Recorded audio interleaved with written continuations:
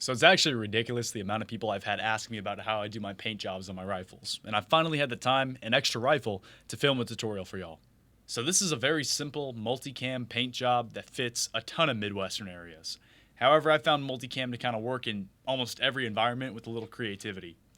For example, down here in the South, I've added lighter color tones to help blend in with desert plains of western Texas, while also keeping some of the darker hints for swamps and forests of East Texas. It kind of depends on you, how you choose to modify the final product, but it also depends on your surroundings. That being said, this guide will show you how to spray paint a multicam pattern cheap and efficiently, and can be done with just about all semi-autos, bolt actions, and shotguns.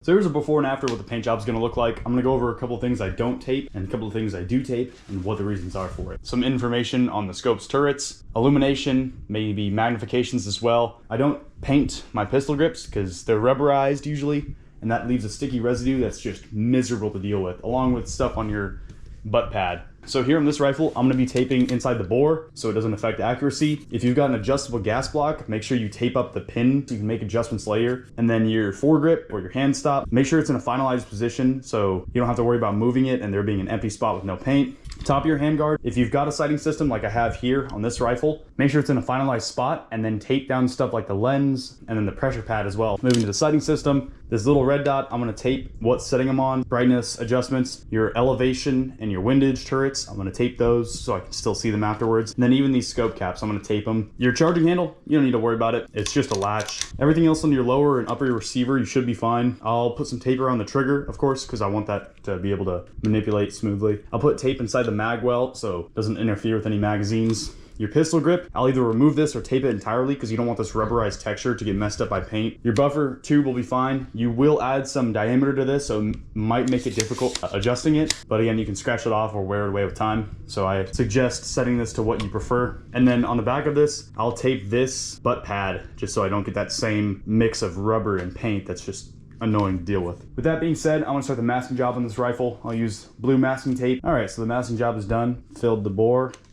Piece of tape, stuck a piece in the mag well, piece on the trigger, a piece on the front of the sight, piece on the back of the sight, elevation, a strip on there for your brightness settings, piece on your windage as well, and then also a piece on the butt pad. So here I've got the main colors that we're going to be using for painting this rifle. On the left I've got a flat army green, and then a flat earth brown, and then kind of like an FTE color. And then on the right I've got two of my lights. These are going to help with breaking up the silhouette and adding brightness to it. And then you've got your stencil here. You can buy anything like this from the dollar store or something. And then I have a piece of paper or like a piece of plastic that I'll just use to help guide or section off spots.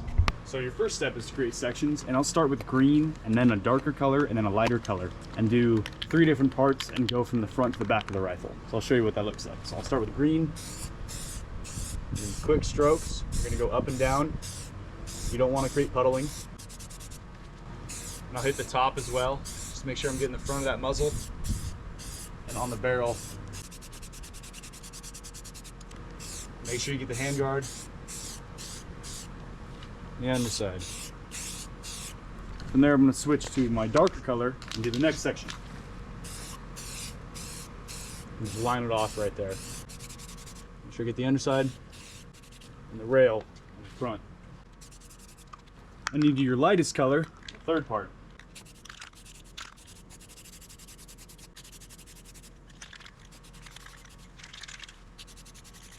Back to your green.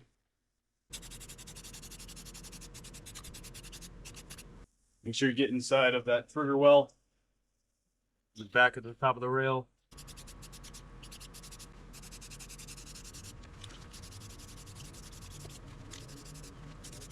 And the last part.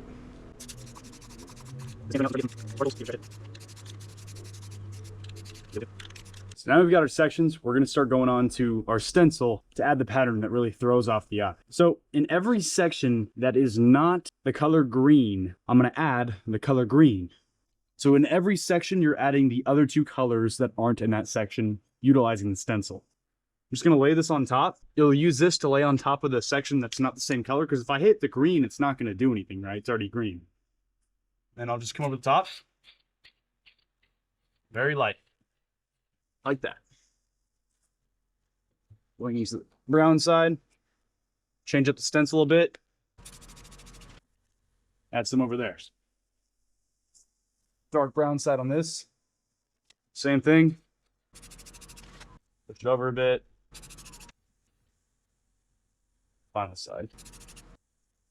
You can make sure you get on the top too. And the bottom. Now we'll go on to our darker brown. Put this like right on the muzzle, right here. Some right there. Some there. We do some on the handguard too. Skipping this brown section. You know there's a dark brown section right there. We'll go right here. Some right there.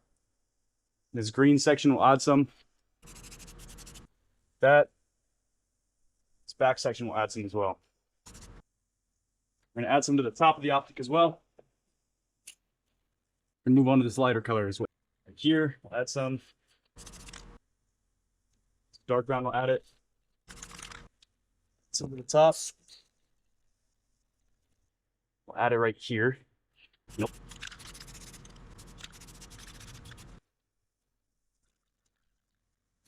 All right, so the final part of the paint job, you're going to use your stencil in a lighter color of FDE to add a couple of parts that are going to break up the silhouette and be a little bit lighter. The front here, I'm going to use the smaller parts of the stencil, probably one right here.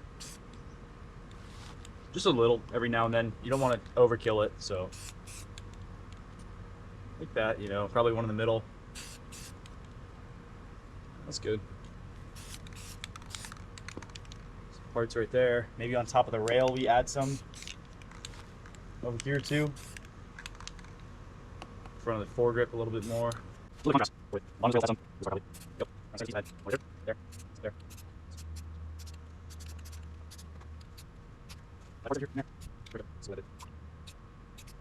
All right, so once it's dried for a decent amount of time, you can go ahead and flip the rifle over. And we're gonna set it on the back. The other side, just like that. And now we're gonna do the exact same thing to it. I'm gonna hit the inside of the foregrip. All right, and we'll go to our darker color. And our lighter color.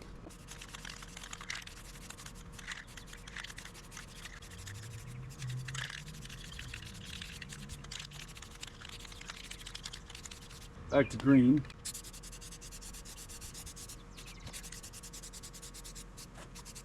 The dark. We'll do the green stenciling. Yep. Top of that rail too. Top of the optic. And then back here on that stock. Brown muzzle. Rail too. Front. And top of the optic. Now we do the lighter color.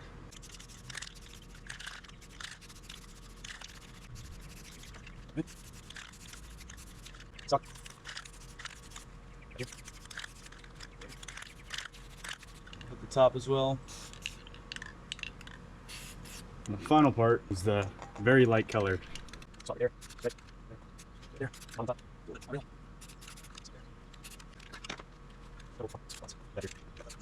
I can't put some dark back in there.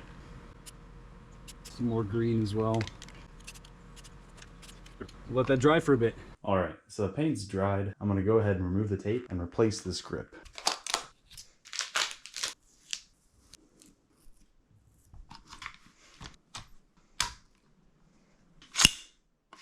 Overall, I think this paint job turned out great. You could leave a magazine in the rifle to match the print and avoid taping the mag well, but I've already got a ton of painted mags. Again, this is spray paint, so if you scratch it, it'll come off. But you can always apply another coat or change the camo entirely for your surroundings. Another great reason to paint your rifle is weathering mitigation. Especially here in South Texas, it gets extremely humid and rains often. If my rifles are beat up and have worn away coatings, then rust is almost a guarantee. A paint job helps to prevent surface rust and takes away the stress of shooting in the rain. You should still wipe down parts after use in rainy or wet circumstances, but this is a good shield for exposed metal, especially on the handguard or barrel if you change out a gas block that's been carbon locked, leaving scratches. Those spots inside the handguard are harder to brush or wipe down. A lot of people tend to be nervous about the paint affecting accuracy or functionality of the rifle, but I've done this same job to a free float precision rifle and noticed zero change in accuracy.